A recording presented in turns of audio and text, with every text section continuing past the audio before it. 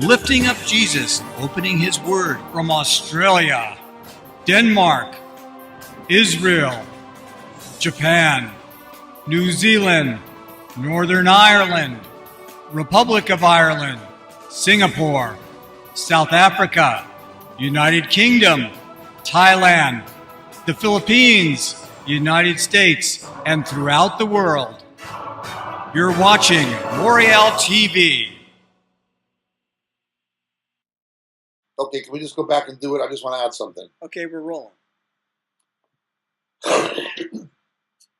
Remember, it was the Roman Catholic Church who took Jerome's Vulgate, the Latin Bible, which was not a very good translation, and alienated people from the Word of God with this language that they could not understand. Those who get into the King James only school of thought begin doing the same thing. You're making the Word of God less understandable. Although I would say, of course, that the King James is a valid translation, while the Vulgate is not a very good one. But the Vulgate of Jerome, the Latin Bible, the Bible of the Roman Catholic Church, was the Bible of choice of John Calvin. Some people try to say that the King James is the Reformation Bible. This is silly. It was 100 years after Luther nailed his 95 Theses to the door of the Wittenberg Cathedral that the King James was first published in 1611. It was nearly 100 years later. The Bible that ignited the Reformation was the New Testament of Erasmus of Rotterdam. Now, King James didn't exist then. It was an English translation of it that came later, and even then, it took quite a bit of revision. There were multiple editions of it. When the Pilgrim Fathers came to America, they didn't want the King James because King James persecuted them. They took Calvin's Geneva Bible, the Bible of the Pilgrim Fathers who came to America, and of the nonconformists in England. It wasn't the King James, it was the Geneva Bible. They didn't want the King James. King James was semi-Catholic to them. He was their persecutor. When you read what secular historians, like Winston Churchill in his epic classic, The History of the English-Speaking People, read what Churchill and other historians said about King James. He was not a positive figure in British history. Well, let's go even further with this now. What translations are good? There are good ones and bad ones, but there are no perfect ones. We can rely on the Word of God as it is in Nehemiah 8:8. The original autographs are inspired.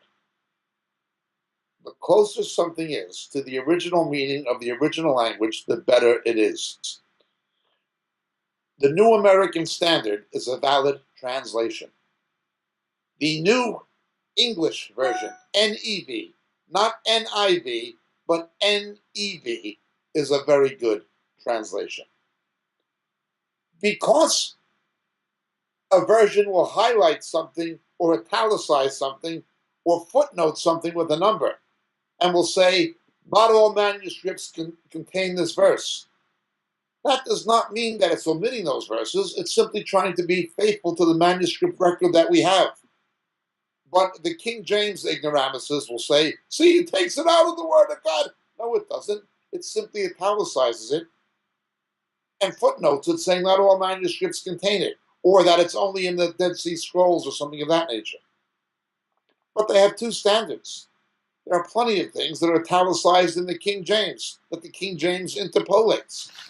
Again, the King James only people are generally ignorant.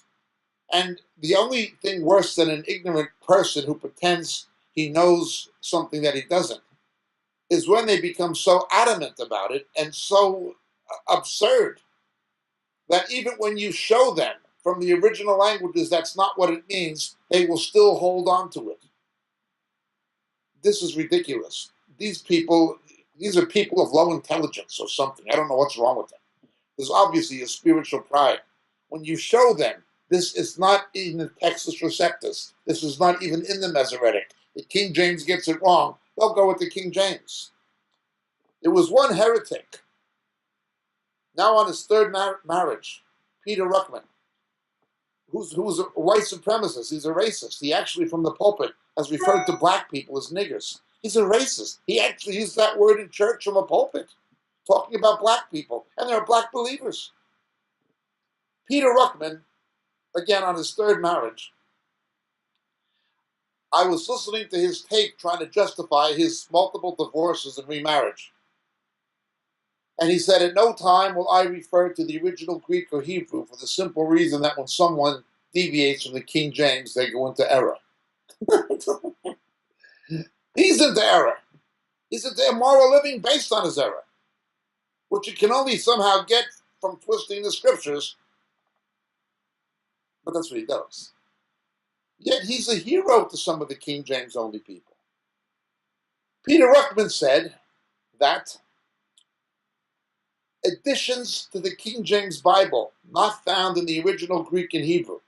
And he admits there are things in the King James that are not in the original manuscripts, are further revelation. In other words, in 1611, Jesus gave further revelation. However, at the end of the book of Revelation, Jesus said, that's it, it's finished, it's closed. Don't anybody add anything to this. Well, the Ruckmanites, the King James only Ruckmanites, they're doing what the Mormons did and what the Muslims do. They added another testament. The Mormons say the Book of Mormon is the third testament. The Muslims say the Quran is the third testament. Peter Ruckman's King James only people are doing the same thing. They're saying things not found in the original Greek and Hebrew that were added by the 1611 edition of the King James are further revelation. This is a heretical statement. Yet there's people who follow this nonsense. Another fraud, another charlatan was Gail Riplinger, an absolute charlatan. When she was interviewed by Wayne House, it was uncovered that her degree was not in manuscript history or in Greek or in Hebrew or biblical languages. None of that. She had no background in linguistics. Her degree was in home economics. She was an expert on laundry detergents or something like that. She wrote this ridiculous book, a ridiculous, stupid book.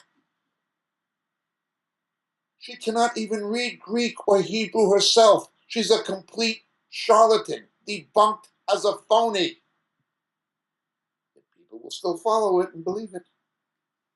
Ignorance is one thing, but once you instruct an ignorant person and they still prefer their ignorance, don't even waste your time talking to people like that. Again, I respect the King James. I respect the fact that many of its source manuscripts came from godly men like William Tyndale. I respect the legacy and tradition of Mr. Coverdale. I'm not putting the King James translation down at all. It is a valid translation. Although it has problems and errors, it is a valid translation. But King James onlyism is utter nonsense. The only thing more silly than King James only are the people who believe it and promote it. My name is Jacob Prasch. God bless and thank you.